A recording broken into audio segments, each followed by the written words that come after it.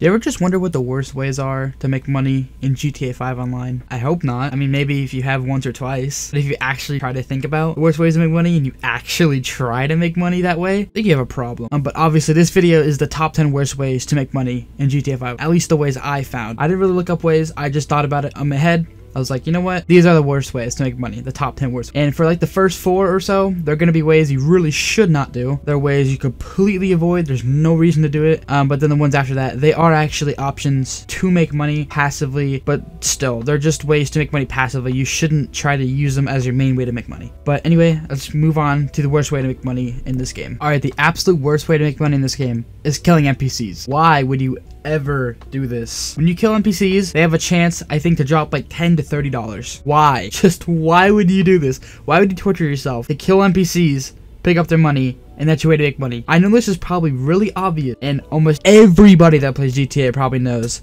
killing NPCs is just not the way to make money. Literally, all you can do with the money you pick up from those NPCs is probably just buy a soda or something for $1. You literally will not be able to buy anything. I know this is really obvious, but obviously stay away from this. Do not kill NPCs for a way to make money. Please don't do it. Alright, the next worst way is robbing stores. Almost every person that just gets the game or is a low level always robs stores. Why do you guys do this? I know you probably think, oh, I'm gonna get a lot of money from this or something like that. You literally only get like $1,000 to $2,000 from robbing one store, and you get the cops on you. So if you're a low level, you're not really gonna be able to do anything. The cops are gonna probably kill you, and it's just not worth. There's so many options that are available to you other than robbing stores. You could like join someone's heist, you could do missions or something like that. Don't rob stores. They are not worth it at all. Alright, now this way is not really a way to make hardly anything. It technically can be considered the worst way to make money, but you make $7,000 from finding these guys that are laying on the ground. These guys are sleeping guards for the Cayo Perico update, or you know, that heist that came out. The most recent heist that came out. And the way you find these guys is there is like a lot of locations around the map, and on your map there's gonna be a blue dot that spawns. Your screen is gonna like flash for a second, and you're gonna see on your map there's gonna be a blue dot. And you go up to the blue dot, and it's gonna be a sleeping guy on the ground. And if you search him, he'll give you $7,000. The first time you search him, I believe he gives you a small key or something like that for the Cayo Perico heist. But after that, you just get $7,007 from him. I mean, if he pops up, you may as well go search him for the $7 grand if you need it. If you don't, it's just kind of there to be there. There's no reason really to search him if you don't need money, because it's just kind of a waste of time. But yeah, this way, avoid these guys if you have money, but if you don't have money, search them to get the $7,000. This is probably the scummiest way to make money: griefing. Now, any low levels, people that are new to the game, they're gonna see the top left of your screen.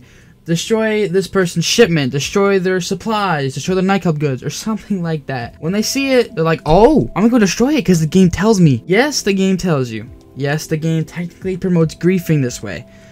But when you destroy their supplies or whatever they're carrying, you get like $1,000 to $10,000. That's what I looked up online. I'm not really sure if you get more. Maybe if they're selling stuff, you get a lot more. I don't really know. But come on, are you really gonna be a piece of shit to this person that is just trying to get supplies for their business or trying to sell stuff? Like, why are griefers a thing in this game? I get it, it's a crime game, you have the option to grief, the game promotes griefing, kind of, but why? I don't get griefers out there. Like, if you guys are watching this and you're a griefer, why do you do this? I get it, you want to get reactions out of people, you like getting reactions, but why be a piece of shit to people that are just trying to mind their own business and just do their own thing? But yeah, just if you're a low level and you see this pop up on your screen and you don't really understand why people are going to get mad at you for destroying their stuff, it's because they're trying to get money themselves. Just low levels out there, stay away from this method, and if you're a griefer, then well, just fuck you. Now this worst way is going to be most of the Rockstar created missions. Almost all of the Rockstar created missions are really bad for money, except when they make them like double, triple, maybe even quad money, because I actually saw that at one point. I haven't really seen it often. I think it's something like one time maybe. But if you were to just start up a random mission, like the one I started up, you're only gonna get about like $2,000. So obviously, this is almost as bad as stores. But the reason it's this high is because you're not griefing, and you can do these relatively quickly, and some of them can be really fun. But as I said, I'm saying most of them. When they're double money or triple money, maybe even quad money, they can be good, but just stay away from the Rockstar created missions. If you're a really low level, or obviously if you're a high level, you already know that. Alright, now we're getting into ways that can actually make you some money if you don't have any ways to make money.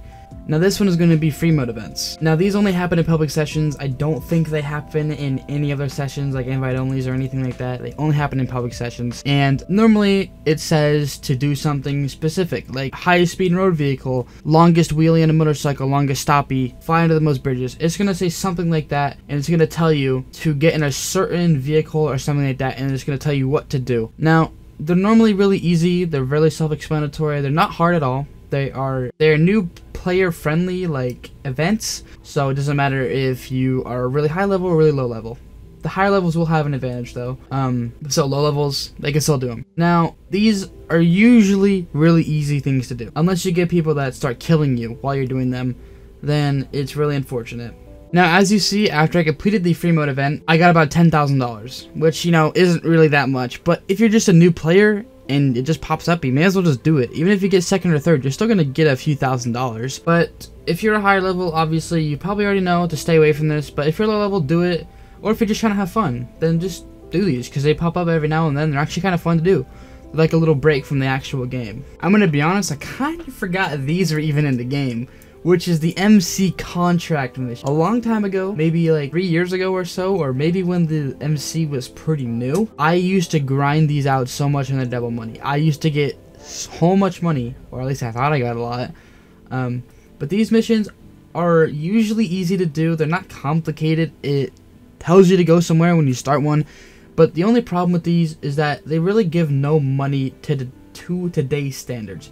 This mission took me, I think, like 10 minutes, and I got like 15,000, which is terrible. But some of the missions, I think Guns for Hire is the best one. I think it gives you like 60k, but you need to have 2 people, which is the downside. Most of the better missions, you actually need 2 people, and if you're like me, and really only have like 1 or 2 friends that play GTA, then it's really not good.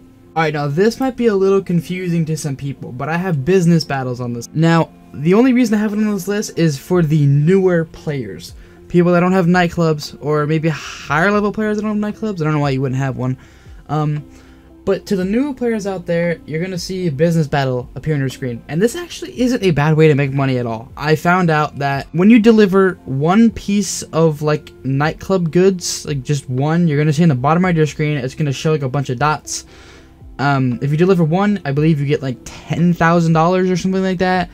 Sometimes, on a very rare occasion, for some reason I never get these, but there's going to be vehicles you can steal, which is a lot easier. And from what I found out, you get like 25k for delivering the vehicles. So this actually can be a pretty good way to make money. But the only problem with this is that if you don't have a nightclub, they're kind of just useless to you. You don't really have a reason.